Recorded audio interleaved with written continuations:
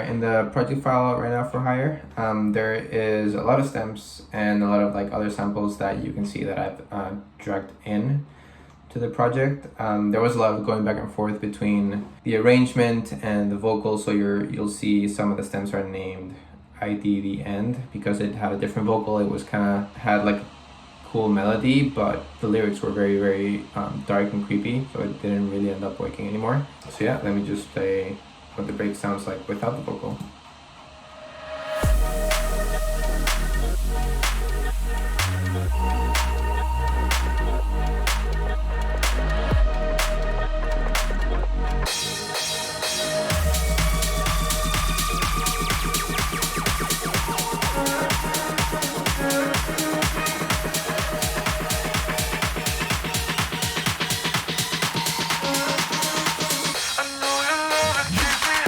Alright, so you can hear in the break there's a lot of atmospheric elements.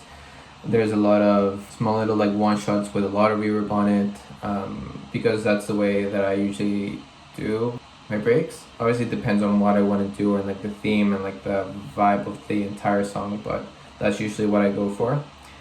Make something that's really, really spaced out and with a lot of reverb and kind of like in the background, except for the vocal, which I'll go into right now. But yeah, and then that's one side of the song, and then there's the contrast of the drop, which is really dry and like aggressive most of the times. But yeah, this is what the vocal layers sound like.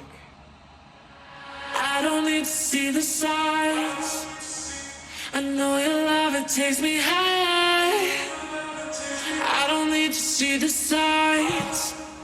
So the vocal is from Splice, and I really like the original hook, but I think I ended up changing the format of the vocal just to make it a little bit different from the original. And then what I did was I just made like doubles with little alter boy, I think, and yeah, I just panned them to either side just to make the vocal sound bigger. So yeah. I don't need to see the signs.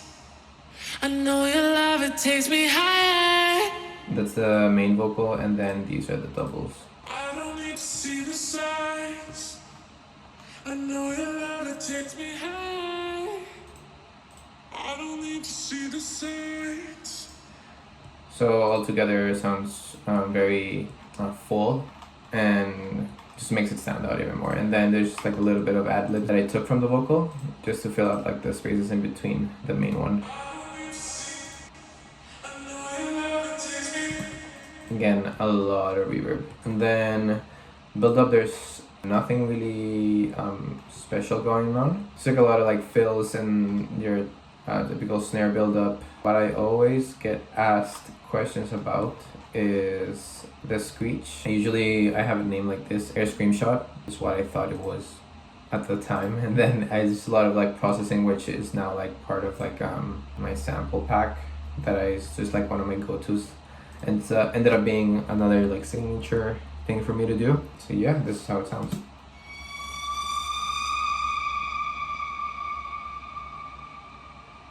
And you can hear it's panning just like left and right. Yeah, other than that, there isn't that much going on other than like a lot of jumps for the build-ups, claps, and tech house and other house loops that go into that kind of like introduce the groove for the drop, which I think is really important. And then I also have the vocal chops in the background just kind of like coming in, which sound like this. Alright, let's go into the drop.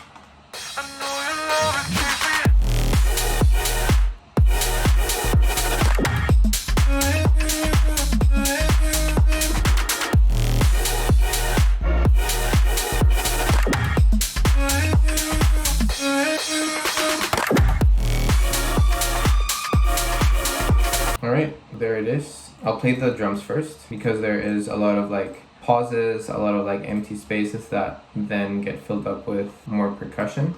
So yeah, I think that's it for drums.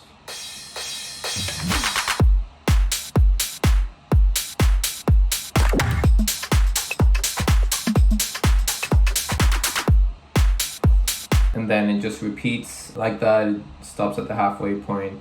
There's another fill, and then it just carries on and repeats. There is a lot of like rhythm that's being emphasized by the hi-hat, which is really important. And this fill right here, that one is also really important because it's making that transition from the A part to the B part. And then this is the B part, which is a lot of like just like house loops. There's some Latin like percussions that sometimes I do like start like implementing on the track to make it like even more unique and add even more groove to it.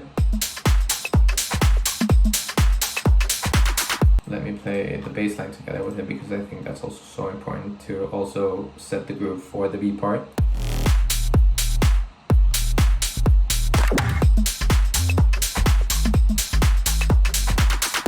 So you can tell basically the A part is just following the chords, and then as it gets closer to the B part, there's like a few changes that start happening on the bass line. So this is pretty much a sustained note, and then there is a slight change of rhythm here, and then there's this like empty space, and then it goes into the groovy section.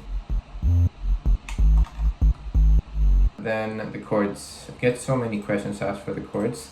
Chords is a lot of layers, so many layers, and then the processing is a lot as well. It's not here in this project because it's stems, but it's basically distorting them to hell and back and then just making the layers work together. There's a lot of OTT on them, there's a lot of camel crusher, there's a lot of processing that I'll go later into the future whenever I don't bounce out stems.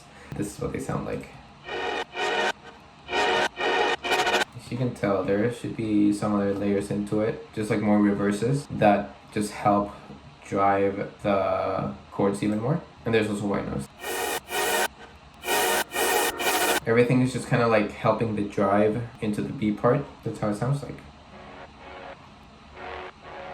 It's just like an additional layer that it's literally the original chords just like pitched differently and then just made them wide.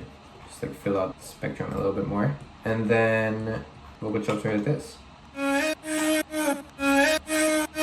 And then what I do with vocal chops, especially on all of my songs, is I change the form and shift a lot with the Logic board. Then it's never like the same. It sounds like the same elements, but the same elements keep on changing just to make things interesting. So this is, you heard how the first one sounded like, and then this second one.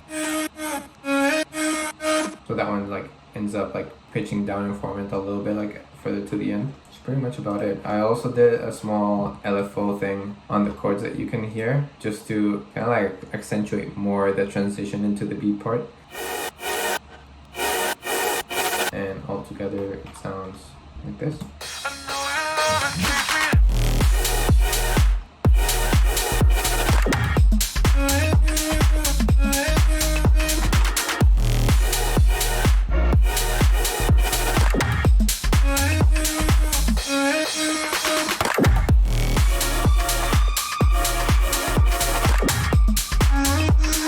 Oh, and also I forgot to mention another really signature thing for me to do is add this air screenshot like at the beginning of the build-up and then in the second half of the drop. It's kind of like a thing to make it, once again, like different, to make it stand out, to make it like introduce different sounds but in the drop, but also some sounds that are still like recognizable to the listener, something that's been already introduced before. So yeah, I could go into the second break and build up, but it's pretty straightforward. It is just like some more variation with the vocal, a narp right here, nothing too crazy, and the break lead from second break, it sounds like this.